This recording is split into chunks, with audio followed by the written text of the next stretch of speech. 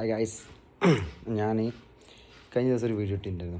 അപ്പോൾ എല്ലാവരും കണ്ടിട്ടുണ്ടാവും. നമ്മളെ എന്താ പറയുക, ബസ്സിൻ്റെ ബാക്കിൽ വരുന്നത്, ആംബുലൻസിൻ്റെ ബാക്കിൽ വരുന്നത്, കട്ട് ചെയ്ത് കയറുന്നത്, പിന്നെ അങ്ങനെ കണ്ടമാന രീതിയിലുള്ള ഓവർടേക്കിങ്ങും സീബ്രാലിൻ്റെ കാര്യവും പല രീതിയിലും പലതും പറഞ്ഞ് ഞാനൊരു വീഡിയോ ഇട്ടിട്ടുണ്ടായിരുന്നു. അപ്പം ഈ കഴിഞ്ഞ ദിവസം എന്ന് പറഞ്ഞാൽ ഇന്നലെ വൈകുന്നേരം ഞാനും ജസ്മോളും കൂടി എൻ്റെ ഒരു കമ്പനിക്കാരൻ്റെ വീട്ടിൽ പോയി. അവനൊരു ആക്സിഡൻറ്റ് പറ്റിയിട്ട് കാണാൻ വേണ്ടി. അപ്പോൾ ഏകദേശം നടുവണ്ണൂർ കഴിഞ്ഞ് കുറച്ച് മുന്നോട്ടെത്തുമ്പം ഒരു ലോറി വരുന്നുണ്ട് കോഴിക്കോട് ഭാഗത്തേക്ക്, ഞാൻ കുറ്റ്യാടി ഭാഗത്തേക്കും. അപ്പോൾ ആ ലോറീനെ ഓവർടേക്ക് ചെയ്തിട്ടൊരു കാറ് ഫുള്ള് റോങ്ങിൽ എന്ന് പറഞ്ഞാൽ റോങ്ങിൽ. അതിൻ്റെ ബാക്കിൽ തന്നെ ഒരു ബൈക്ക് ഹിമാലയ, അതിനെക്കാട്ടും സ്പീഡിൽ അതിൻ്റെ തൊട്ട ബാക്കിൽ തന്നെ തൊട്ടില്ല എന്നുള്ള രീതിയിൽ കാർ എന്തോ ജസ്റ്റ് എന്നെ കഴിച്ചിലായിപ്പോയി. പിന്നെ ഞാൻ കാണുന്നത് ഈ ബൈക്ക്, അതായത് ഈ ഹിമാലയ എന്ന് പറഞ്ഞ ബൈക്ക് എൻ്റെ ഫ്രണ്ട് ഫേസ് ടു ഫേസ്. ഞാൻ അവിടെ നിന്ന് പഠിച്ചവനെ എന്താക്കിയതാ, എങ്ങനെയാണ് ചെയ്തത് എന്താണെന്നൊന്നും എനിക്ക് ഓർമ്മയില്ല. കാരണം ഞാൻ ചവിട്ടി നിർത്തുകയാണെങ്കിൽ ആ പയ്യെ എൻ്റെ വണ്ടിക്ക് ഓടിച്ചിരിക്കും. ലെഫ്റ്റിലേക്ക് പോകണമെങ്കിൽ അവിടെ ഒരു ബൈക്കും നിർത്തിയിട്ടുണ്ട്, ഒരാൾ നടന്നും പോകുന്നുണ്ട്. നടന്നു പോകുന്ന വെച്ചാൽ കുറച്ച് ഡിസ്റ്റൻസ് ഉണ്ട്. പക്ഷേ എൻ്റെ ബാലൻസ് തെറ്റി ഞാൻ അവിടെ ഇടിക്കുകയാണെങ്കിൽ ആ ആൾ ആക്കുള്ളൂ, അല്ല ബൈക്കിന് തട്ടും. ഈ ഭാഗത്തേക്ക് അടുപ്പിക്കാനുള്ള സ്പേസ് എന്ന് പറഞ്ഞത് തീരെയല്ല, കാരണം ഒരു മതിലും പോസ്റ്റും കൂടിയാണ് ഈ സൈഡിലുള്ളത്, അതായത് നമ്മുടെ ലെഫ്റ്റ് സൈഡിലുള്ളത്. അപ്പോൾ എനിക്ക് വേറെ വഴിയില്ല. അങ്ങനെ എന്തൊക്കെയോ എനിക്കെന്താ തോന്നുന്നില്ല, ദൈവം നമ്മളെ വണ്ടി എടുത്ത് മാറ്റി ഇങ്ങനെ വെച്ച മാതിരിയുള്ളൊരു ഫീലിംഗ് അതിനപ്പോൾ.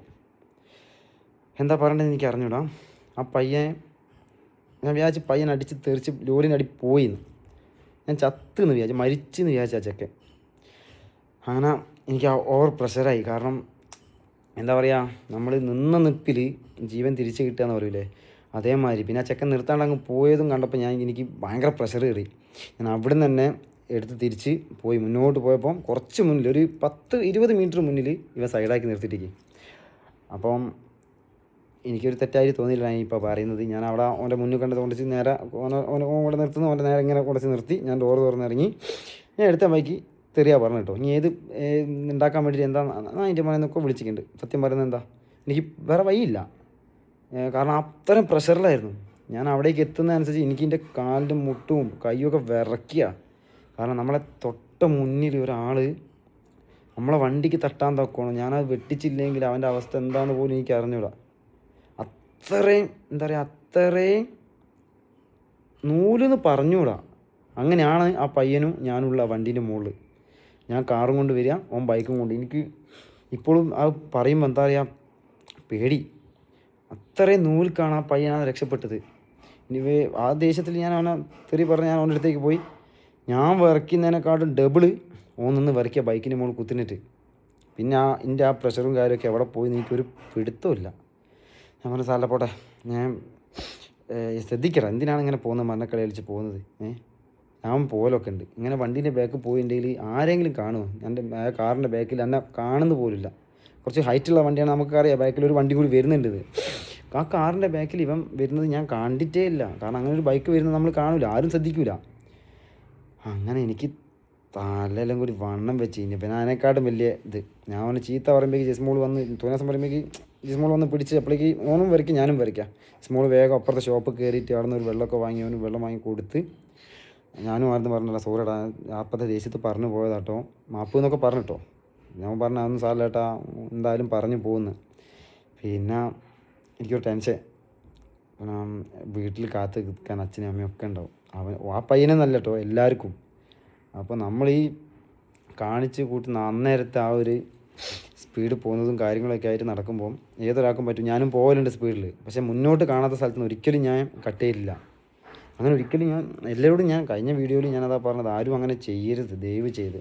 കാരണം ഇന്നലത്തെ ആ ഒരു സീന്, ഈ വീഡിയോ ആ പയ്യൻ കേൾക്കുന്നുണ്ടെങ്കിൽ, ഞാൻ പറയുന്നത് സത്യമാണ്, ആ പയ്യൻ പറയും. പയ്യൻ്റെ വീട് ചെമ്മാടാണ്, പേരും കാര്യമൊന്നും ഞാൻ പറയുന്നില്ല. അങ്ങനെ ഞാൻ അവൻ്റെ നമ്പറും കാര്യങ്ങളൊക്കെ വാങ്ങി കുറച്ചൊരു 5-10 മിനിറ്റ് ഞങ്ങൾ അവിടെ നിന്നിട്ടാണ് പോയത്. അവനെ ഹഗ്ഗൊക്കെ ചെയ്ത് അവനൊന്ന് റിലാക്സ് ആക്കിയിട്ടൊക്കെ ഞാൻ പോയത്, അവനെ പറഞ്ഞയച്ചത്. അങ്ങനെ അവൻ രാത്രി വിളിച്ചു, ഒരു 2-3 മണിക്കൂർ കഴിഞ്ഞപ്പോൾ ഒന്ന് വിളിച്ച് വീട്ടിലെത്തിയെന്ന് പറഞ്ഞിട്ട്. ഞാൻ പറഞ്ഞു, എടാ വീണ്ടും ഞാൻ സോറി പറയാണ്, അപ്പോഴത്തെ ദേഷ്യത്തിൽ ഞാൻ പറഞ്ഞു പോയതാട്ടോ തോന്നിയാസം. തെറി പറയാണ്ട് വേറെ ഒന്നും നിവൃത്തിയില്ല. കാരണം ആ ഒരു പ്രഷറിലാണ് വരുന്നത്. ഏട്ടനല്ല ആരാണെങ്കിലും അത് പറഞ്ഞു പോകുന്നു. ഓനറിയാത്. കാരണം കുറ്റ്യാടി ഭാഗത്തേക്ക് നേരെ പോകുന്നത്, അതായത് ഒരു വണ്ടി റോങ് കയറിയിട്ട് പിന്നും ലെഫ്റ്റ് അടുപ്പിച്ച് പോകുന്ന വണ്ടി, ഇനി അടുപ്പിക്കാൻ സ്ഥലമില്ലാത്തൊരു വണ്ടീൻ്റെ മുന്നിലേക്ക് ഒരു ബൈക്ക് വരിക അത്രയും സ്പീഡിൽ. ആ ഒരു എന്താ ഞാൻ ചെയ്തത്, എങ്ങനെയാണ് ഞാൻ മാറ്റിയത്, എന്താക്കിയതാണെന്ന് എനിക്ക് ഓർമ്മയില്ല. ഇപ്പോഴും എനിക്ക് ഓർമ്മയില്ല.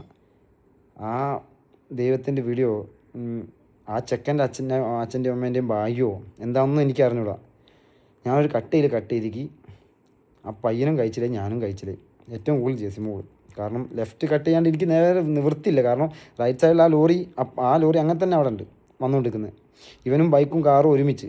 ഞാൻ വലത്തോട്ട് കട്ട് ചെയ്യുകയാണെങ്കിൽ ഓന് തട്ടും, നേരെ പോവുകയാണെങ്കിൽ ഓന് തട്ടും, ഞാൻ ചവിട്ടി നിർത്തിയാൽ ഓൻ തട്ടും. എനിക്കൊരു നിവൃത്തിയില്ല, ഒന്നും ചെയ്യാനില്ല. എന്തോ ആക്കി ഞാൻ കട്ട് ചെയ്ത് കഴിച്ചില്ല. ആ പ്രഷറിൽ വന്നപ്പോഴാണ് ഞാൻ അവനെ തെറി പറഞ്ഞു. എനിക്ക് വേറെ നിവൃത്തിയില്ല. ഞാനിപ്പോഴും പറയും, ഇന്ത്യ സ്ഥാനത്ത് ആരാണെങ്കിലും പറഞ്ഞു പോവും. അതേ ഞാനും പറഞ്ഞുള്ളൂ. വേറെ നിവൃത്തിയില്ലാത്തതിനും കൂടി ഞാൻ പറഞ്ഞു പോയി. പിന്നെ കമ്പനി ഞാൻ വിളിച്ച് സംസാരിച്ചു. ഞാൻ പറഞ്ഞു, ഇനിയെങ്കിലും ശ്രദ്ധിക്കടാ. കാരണം നീ മാത്രമല്ല, വീട്ടിൽ നിന്നെയും കാത്ത് നിൽക്കുന്ന ഉപ്പയും ഉമ്മയും അച്ഛനും അമ്മയും ഒക്കെ ഉണ്ടാവും.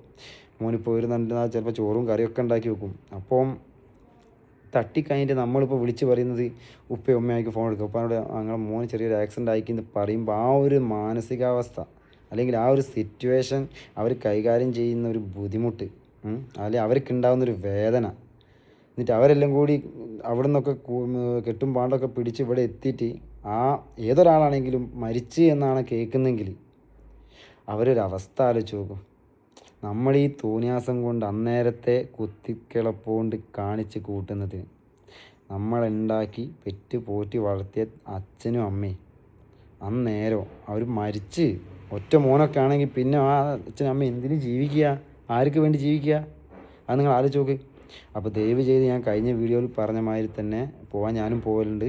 എന്നാൽ കൂടെ നമുക്ക് മുന്നോട്ട് കാണാത്ത സ്ഥലത്തുനിന്ന്, അല്ലെങ്കിൽ മുന്നിൽ നിന്ന് വരുന്ന വണ്ടി കാണാത്ത ഭാഗത്തു നിന്ന് ആരും ദയവ് ചെയ്ത് ഓവർടേക്ക് ചെയ്യരുത്. കാരണം ഓപ്പോസിറ്റ് വരുന്ന വണ്ടിക്കാരൻ തട്ടി നിങ്ങൾക്ക് എന്തെങ്കിലും പറ്റിയാൽ, നിങ്ങൾ മരിച്ചാൽ ആ ഓപ്പോസിറ്റ് വരുന്ന വണ്ടിക്കാരൻ ഒരു കുഴപ്പമില്ല.